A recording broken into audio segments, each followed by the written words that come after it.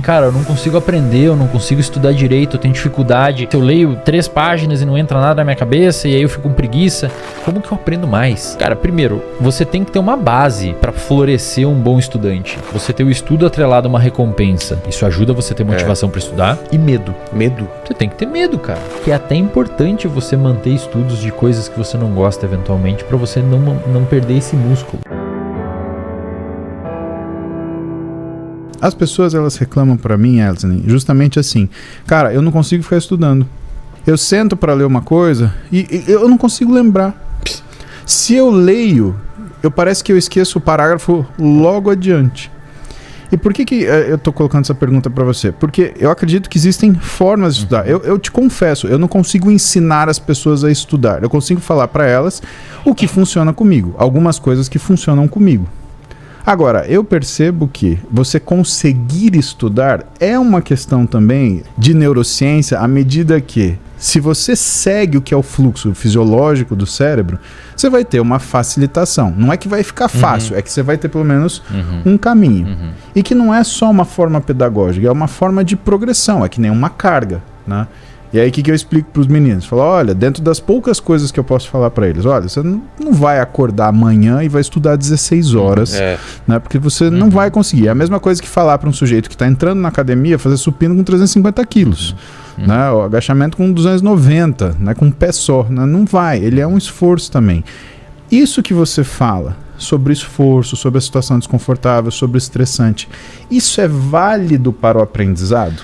É bacana porque sempre quando a gente vai falar sobre estudo, o exercício físico é um paralelo que é quase perfeito. É mesmo? Metaforicamente falando, um cérebro é muito parecido com um músculo, porque quando mais você exercita, mais ele fica bom e eficaz, tanto em gasto metabólico, quanto em uso, quanto em tempo de uso, quanto em eficácia de uso e tudo mais. E eu costumo falar, quando você vai ver a galera do bodybuilder falando, né, do pessoal que quer usar hormônio e às vezes nem treina direito e acha que o hormônio vai resolver. Cara, não é assim que funciona. Você tem que ter toda uma base, tem que ter massa muscular, você tem que ter... você já tem que ter rotina de treino, tem que ter hábitos saudáveis. Senão você vai usar hormônio, vai virar aquele braço mortadelão, grandão lá, que você não é. Se ferrar toda a sua saúde, ter todos os colaterais. Aí você vai lá pro Muse, resolveu as picas que gerou no teu corpo lá, porque você não tinha nem... Então o que acontece? É umas perguntas que às vezes eu recebo, cara, que eu fico pensando... Essa pessoa tá errada em múltiplas camadas que eu nem sei como que eu começo a responder ela. Como que eu aprendo mais? Cara, primeiro, você tem que ter uma base para florescer um bom estudante. Que é o quê? Você ter alerta. Não existe cérebro que aprende sem alerta. O aprendizado depende de alerta. Isso já foi demonstrado demais, cara. Um pesquisador chamado Merznick, um cara pica na área de neuroplasticidade. E a neuroplasticidade, para quem não sabe, você só aprende... Eu vou repetir aqui para a câmera lá. Você só aprende se existir neuroplasticidade no seu cérebro. A neuroplasticidade é a mudança das células do seu cérebro via experiência. Se antes você precisava de um estímulo desse tamanho para gerar uma sinapse, agora você precisa de um estímulo assim. Porque antes o seu neurônio... Isso aqui é um neurônio, tá? E isso aqui é outro neurônio. Esse aqui é o neurônio pré-sináptico e esse é o pós-sináptico. Se antes o seu neurônio tinha 3 receptores, agora ele tem 4, 5, 6. Portanto, você não precisa mais de 10 moléculas de neurotransmissores. Agora você precisa de 3, porque tem mais receptor. Então você liga esse neurônio aqui com menos neurotransmissor. Isso é neuroplasticidade, tá? Por que eu estou falando tudo isso? Porque para acontecer tudo isso daqui e você ter um aprendizado no seu cérebro, é preciso alerta. Então o estudante que chega para mim falando assim, cara, eu não consigo aprender, eu não consigo estudar direito, eu tenho dificuldade, fala, eu não sei o que acontece, eu leio 3 páginas e não entra nada na minha cabeça e aí eu fico com preguiça. Você não consegue uma boa capacidade de estudo se você não tiver alerta, se você não ter alerta. E o alerta... Você tá lendo o livro, passou 3 páginas, você não sabe... Cara, e o alerta, ele é o oposto do sono. Então você precisa dormir bem para conseguir... ter uma capacidade de... É o início, é a base, é a terra. É tipo, você quer plantar um pé de limão, um pé de laranja, você tem que ter uma terra possível ali. E essa terra é o alerta. Depois que você tiver isso, aí você tem que ter um ambiente favorável, um lugar que você tenha silêncio, uma estratégia de estudo, o que você vai estudar. E principalmente, cara, motivação. É muito mais fácil a gente estudar de uma coisa que a gente precisa de uma coisa que a gente não precisa. Eu tenho que... É que a necessidade, o medo é motivacional. Meu pai comprou um carro. Ele vai ter muito mais interesse em ler o manual e aprender sobre esse carro do que se ele tivesse que ler esse manual para nada. Sim, com certeza. Se eu preciso editar um vídeo, que foi o que aconteceu, eu aprendi muito mais rápido do que se eu fizesse um curso de edição e não tivesse uma coisa prática para usar aquilo. Com certeza. Você ter o estudo, e é isso que eu ensino na aula, você ter o estudo atrelado a uma recompensa. Isso ajuda você a ter motivação para estudar. Então, o que você vai ganhar estudando? E medo. Medo? Medo.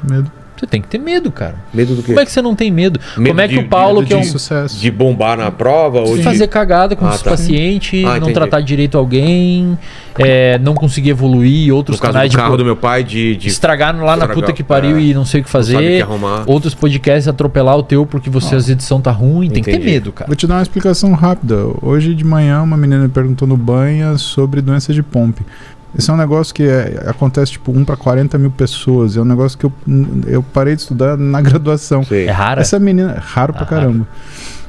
1 para 40 mil pessoas, indivíduos vivos. E a maioria, assim, não sobrevive muito tempo. Cara, essa menina me fez lembrar disso. Por quê? Porque eu tive um paciente que eu vi na graduação e que, cara, eu olhei e falei assim, que essa pessoa tem? Doença de Pompe. Um paciente eu vi. Eu lembrei 15 anos depois. Cara, exato. Impressionante. E por quê? Medo. Eu não sabia tratar, não sabia avaliar, não sabia... Eu, aluno, né? Eu falei, cara, agora eu tenho que saber isso. Puta que pariu. Então, medo sim, até porque o cortisol, que é um dos hormônios do medo, ele é neurotrófico. Exato. Não é à toa que o cortisol é neurotrófico. Por quê? Numa situação de medo, o que você tem que fazer?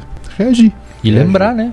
Exatamente. Eu não sei se as pessoas sabem, mas o estresse pós-traumático, que é um transtorno, é uma super memória. O quê? Claro. Sim. Você foi assaltado na rua escura. Aí você começa a ter medo de todas as ruas escuras porque você não esquece que foi assaltado na rua escura. É uma super memória. Você tem medo de escuro, você tem medo de rua, você tem medo das associações. E é importante, cara. Eu sei que é estranho, mas é importante evolutivamente você lembrar de onde que aconteceu uma cagada com você. Claro. Você não fazer de novo. Né? Só que o problema é que às vezes isso generaliza no seu cérebro para outras coisas. Então você tem medo de descer aqui no escuro. Não foi aqui que você foi assaltado. Foi escuro que você foi assaltado. O Steven Pinker, ele fala que a inteligência, você tem duas formas de trabalhar o cérebro. Primeiro, a forma objetiva, que é ele categorizando informação. Então, por exemplo, né, o que é uma jujuba? Né? Uma jujuba, ela está dentro do grande grupo das comidas, no subgrupo dos doces, dentro dos sobremesa, dentro daquilo que é o snack rápido, né? Dentro do que é sabor de fruta, dentro do que tem bastante açúcar. Isso é a jujuba. Então, uma das habilidades do cérebro e a forma dele aprender, ele é agrupar. Por isso também a nossa grande capacidade ou a grande tendência que a gente tem de criar padrões. Economiza energia, muita energia. Exatamente. Né? E a outra coisa é a nossa capacidade de controle de emoção. Por quê? Quando você tem a categorização de informação, isso não transforma ela não transforma as suas ações. E que as emoções são necessárias para que exista ação. Então, a emoção participa também, de certa forma, da inteligência. À medida que a emoção é o trigger para ação. E aí a gente tem as 6 emoções básicas. Então, tristeza, medo, aversão, raiva, surpresa e, finalmente, alegria. E que essas emoções, elas trabalham para modular a sua ação, né? E que dentro dessas, bom, pelo menos ele falando, né? Dentro dessas, a mais importante seria, surpreenda-se você, não é a alegria, mas é a aversão. O medo, não? É a aversão, porque a aversão te mantém vivo. Bom, o que é a relação com o Rick Hampson? No livro dele, O Cérebro de Buda, Buddha's Brain, ele fala muito sobre o que é a doutrina budista, mas ela vista sob uma ótica de neurociência. Por quê? Porque quem que é esse Rick Hampson? Ele é um psicólogo, né, um terapeuta formado nos Estados Unidos, mas que ele fala de 3 que são os pilares do budismo. Né? Basicamente, virtude, concentração e sabedoria. Virtude, você ter um propósito. Concentração, de você conseguir ter a capacidade de foco em uma situação. E sabedoria, a capacidade de você ter um pensamento elaborado. Só que essas coisas, e aí a gente está com Wesley aqui, a gente desenvolve, certo? E que isso tem relação também com a nossa capacidade de estudar e de principalmente não só gostar de estudar, mas você achar importância no que você está fazendo. Eu vou te ser muito sincero, por exemplo, música é matemática. E eu aprendi a tocar violão. Para que eu aprendi a tocar violão? Eu tinha um motivo muito importante, né? Eu queria tocar violão para Roberta, né? Que era uma motivação muito forte para mim. Então eu peguei o violão, blém, até saiu uma música, saiu, né? E é uma forma de estudo. Então, talvez se eu fosse pegar qualquer outro instrumento, ou se eu fosse sem contexto, nunca ia aprender a tocar o instrumento, porque eu tinha um motivador muito forte, né? Então, eu acho que vale a pena, Wesley, a gente elencar algumas coisas, já que a gente está aqui, já que a gente estuda bastante, né? E não necessariamente porque a gente gosta, né, daquele determinado assunto. Por exemplo, às vezes a gente tem que olhar coisa que a gente não gosta de olhar. Precisa, né? A gente precisa. Mas precisa. E pra gente o desafio é desenvolver o saco para, primeiro, fazer aquilo. Segundo, captar aquela informação. Terceiro, categorizar e elaborar essa informação. E quarto, saber raciocinar sobre ela e não responder a ela também de uma forma emocional. Ter aquilo guardado como se fosse uma informação. Porque é fácil você não gostar daquilo que você não concorda. O difícil é você respeitar aquilo que você não concorda e entender que tem momentos que aquilo ele representa uma variável importante da situação que você está vivendo. Podemos falar disso? Cara, eu tenho uma história inversa da maioria dos profissionais da psicologia. Eu estudei psicologia, aí eu fui estudar neurociência, e até eu começar a estudar neurociência, eu era um psicólogo, o que a gente chama de psicólogo cognitivista. Eu sempre me preocupei muito com pensamentos dos pacientes, com crenças dos pacientes, com ideias, o que passava na cabeça, como que o paciente interpretava o mundo e tudo mais. Meio que ignorava o externo. Hoje eu me considero mais depois que eu estudei neurociência, eu me considero mais um psicólogo comportamentalista. Cara, essa transição pra mim, velho, foi muito dolorosa. Porque eu tive que começar a aceitar coisas que antes eu não concordava. Eu tive que começar a estudar coisas que eu não gostava de estudar. Porque eu tinha um preconceito com o comportamento, com o comportamentalismo. Porque a primeira vez que eu li o behaviorismo, eu li e achei uma viagem, cara. Eu falei, porra, Skinner tá viajando, os caras tão malucos. Que isso, cara? Os caras é louco. Falar esse monte de coisa, não tem senso nenhum. O cara é maluco, não estuda não sabe nada de neurociência, viveu numa época que nem tinha neurociência direito. Aí depois que eu fui estudar neurociência, estudei mais a fundo neurociência, eu comecei a perceber, cara, aquele maluco tava certo, cara. Ele tem um paper, o Skinner. Pra mim, o Skinner foi um dos caras mais geniais da história do estudo de comportamento, se não o mais. O Skinner tem um paper, velho, na Science. O nome do paper é Select by Consequence, selecionado pelas consequências. Esse é o título. Fantástico artigo, cara. Um dos artigos mais geniais que eu já li.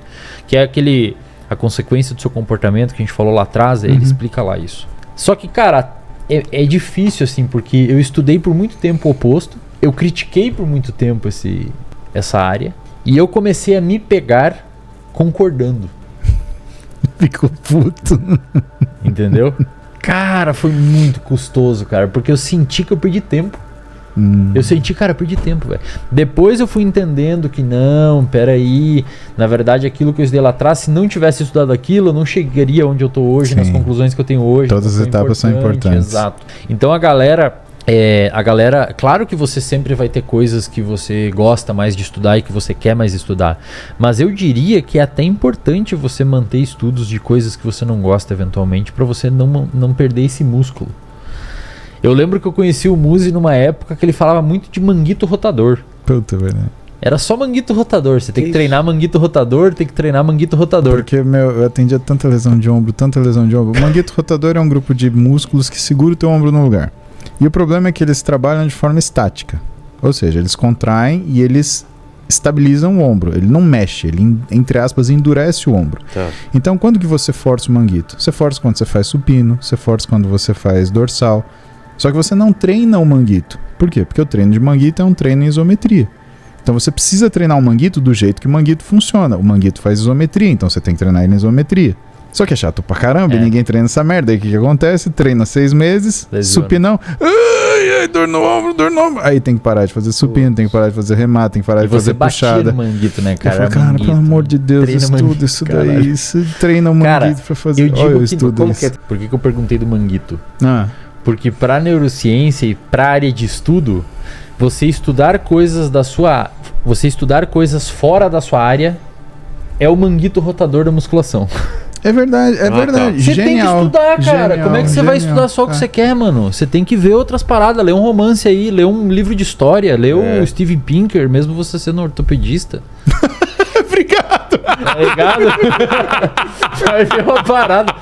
Porque senão o cara lesiona, velho. O cara não vai conseguir performar no de peito, entendeu?